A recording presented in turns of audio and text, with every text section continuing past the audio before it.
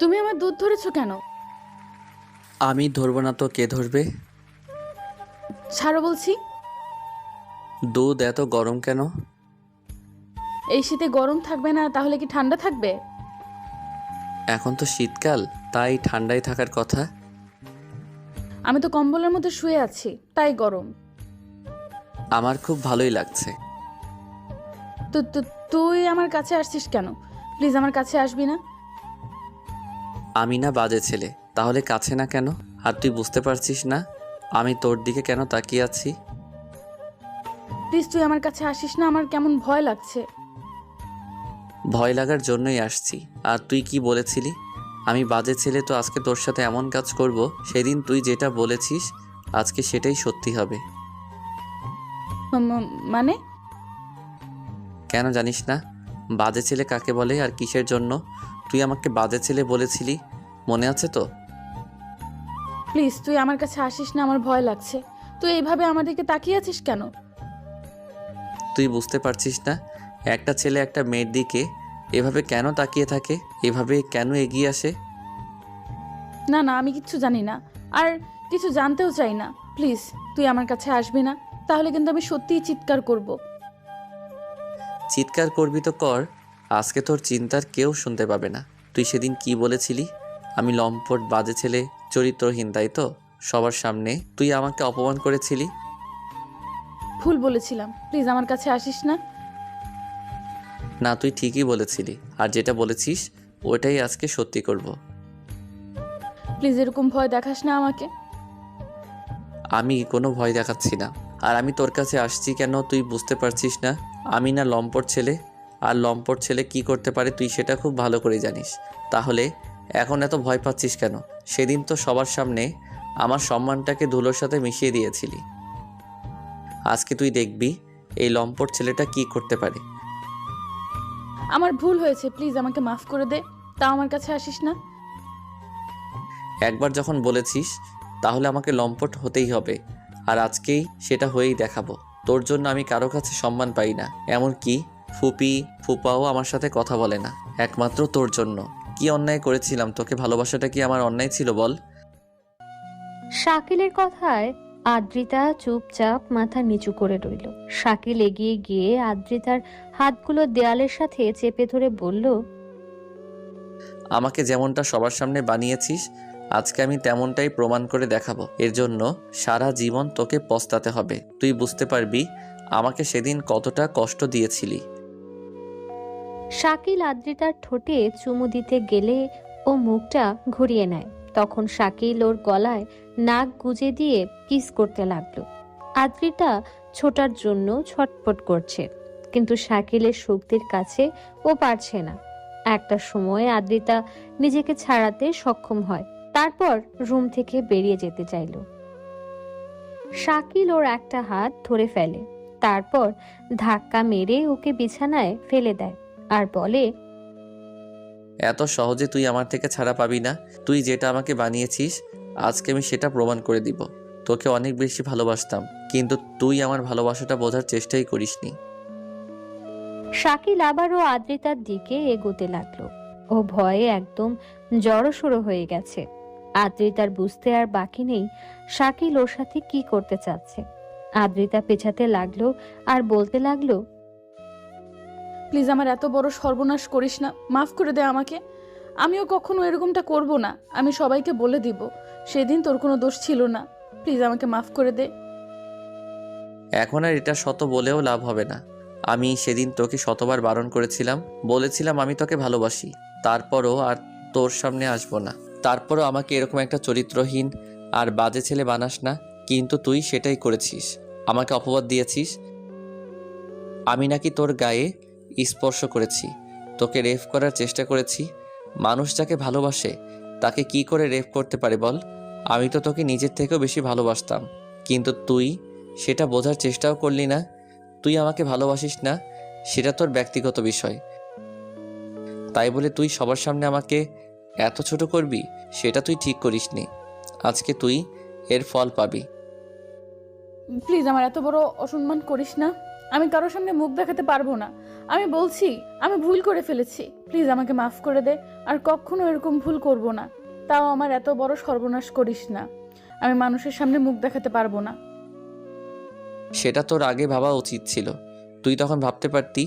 এমন একটা মিথ্যা অপবাদ দেওয়ার আগে তোর একটা ভাবা উচিত ছিল সমাজের মানুষগুলো আমাকে কি বলবে। আব্বু আম্মু পর্যন্ত আমার সাথে কথা বলে না, শুধু একমাত্র তোর জন্য। কি অন্যায় করেছিলাম আমি? তোকে ভালোবাসাটা কি আমার জন্য অনেক বড় অন্যায় ছিল বল? তুই আমাকে ভালোবাসতে না সেটা ঠিক ছিল, কিন্তু তাই বলে সবার সামনে এরকম একটা মিথ্যা অপবাদ দিলি কেন? আমি তো তোকে ভালোবাসতাম না, তাই। আমি তো বলেছিলাম তুমি আমাকে ভালোবাসিস না, তাতে আমার কোনো আফসোস নেই।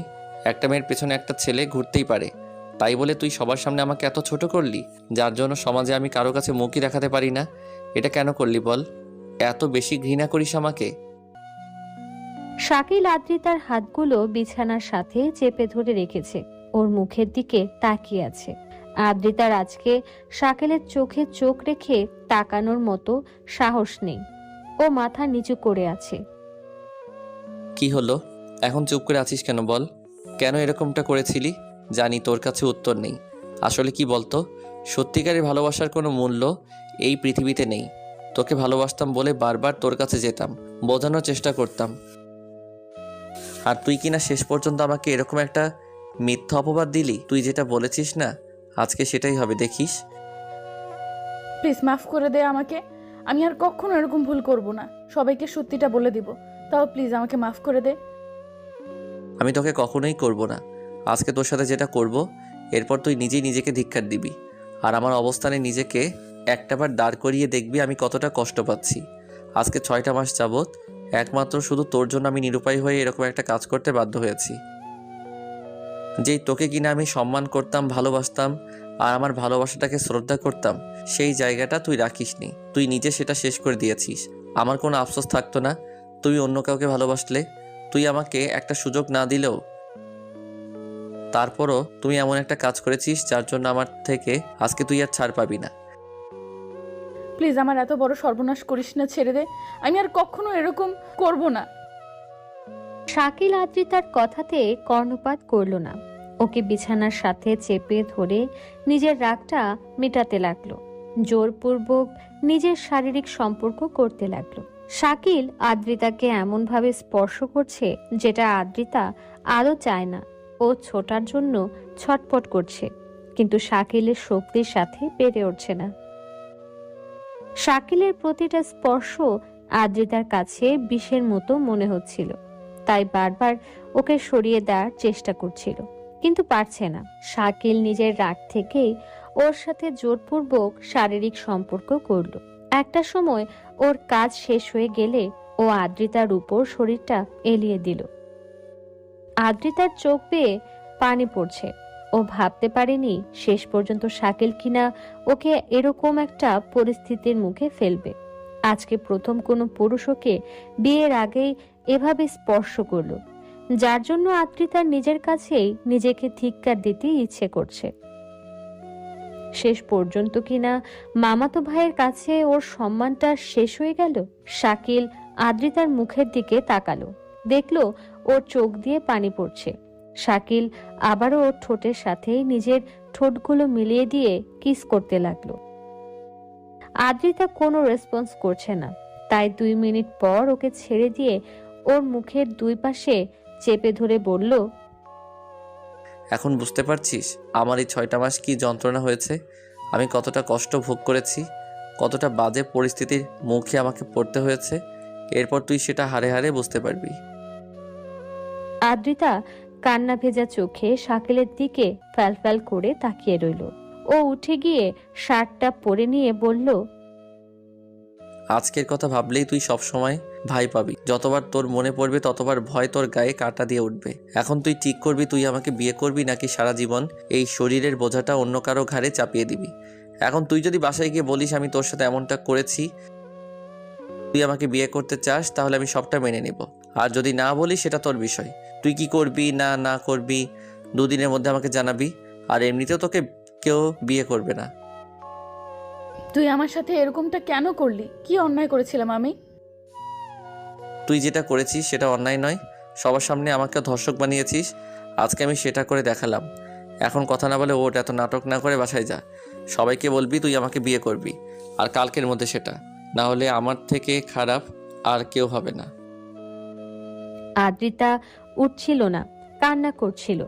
তখন শাকিল ওর দিকে ড্রেসগুলো ছুঁড়ে দিলে ও কোনো রকমের ড্রেসগুলো পরে নিল।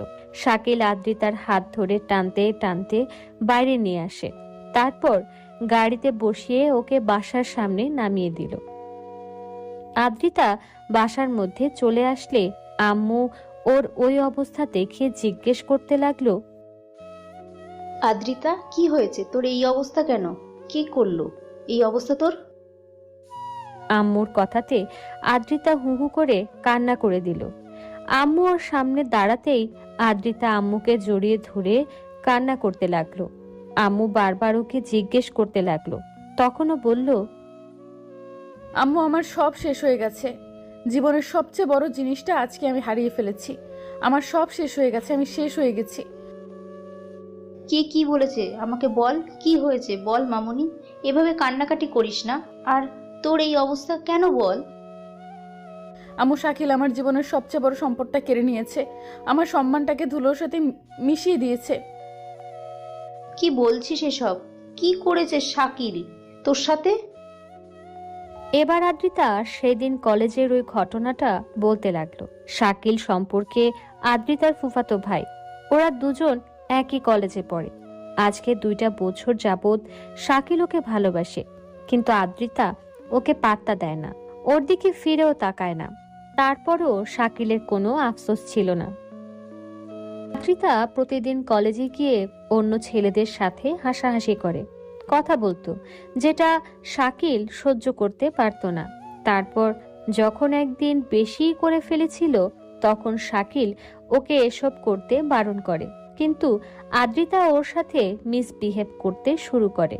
তখন শাকিল ওকে সেখান থেকে নিয়ে আসতে গেলে আদ্রিতা ওকে একটা থাপ্পড় মারে।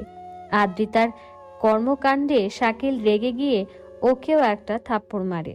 সেদিন আদ্রিতা অনেক রেগে যায় আর বলে এর প্রতিশোধ নেবে।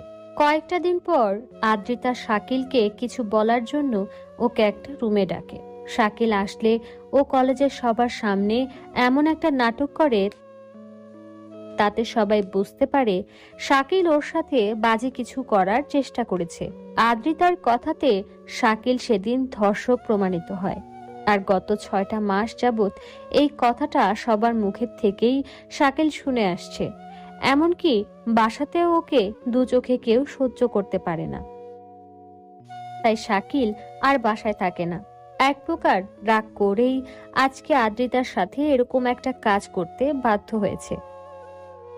সবচেয়ে বড় ভুল আমি করেছি আম্মু।